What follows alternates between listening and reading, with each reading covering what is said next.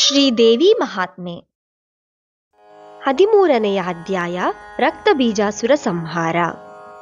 ಶಕ್ತರುಳು ಮಹಾಶಕ್ತಿ ಶಿವೆ ಅತ್ಯುಕ್ತವಾಗಿಹ ಯುದ್ಧರಂಗದಿ ರಕ್ತಬೀಜನ ಸಂಹರಿಸಿದಳು ಚಂಡಿಯುಗ್ರದಲ್ಲಿ.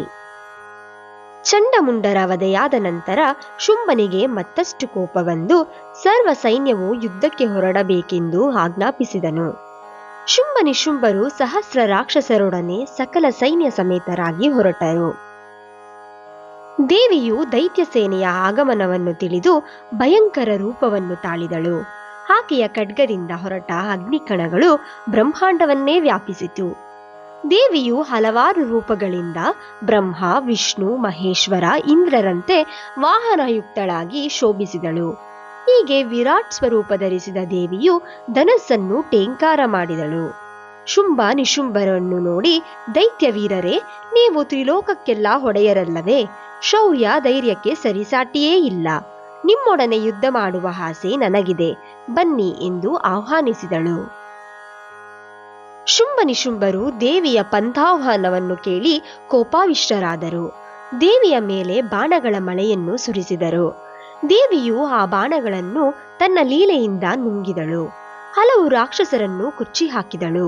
ವೈಷ್ಣವಿ, ಕೌಮಾರಿ, ಇಂದ್ರಾಣಿ, ಕಾಳಿ ಮುಂತಾದ ರೂಪಗಳಿಂದ ಬೇರೆ ಬೇರೆ ರಕ್ಕಸರನ್ನು ಚಾಮುಂಡಿಯು ಕಡಿದು ಹಾಕಿದಳು.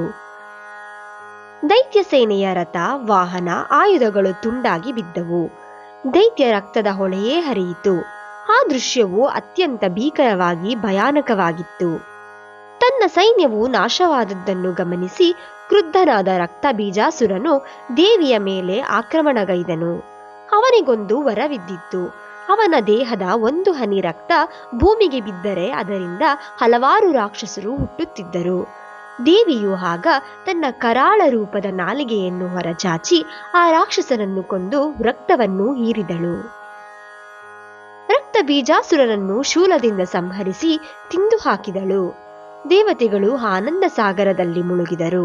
ರಕ್ತಬೀಜನ ಸಂಹಾರದಿಂದ ದೇವಿಗೆ ಸಂತೋಷವಾಗಿ ಇನ್ನು ತಾನು ಶುಂಭ ನಿಶುಂಭರನ್ನು ವಧಿಸಬೇಕೆಂದು ನಿರ್ಧರಿಸಿದಳು ಎಂಬಲ್ಲಿಗೆ ದೇವಿ ಮಹಾತ್ಮೆಯಲ್ಲಿ ರಕ್ತಬೀಜಾಸುರ ವಧೆ ಎಂಬ 13ನೆಯ ಅಧ್ಯಾಯವು ಸಂಪೂರ್ಣವಾಯಿತು.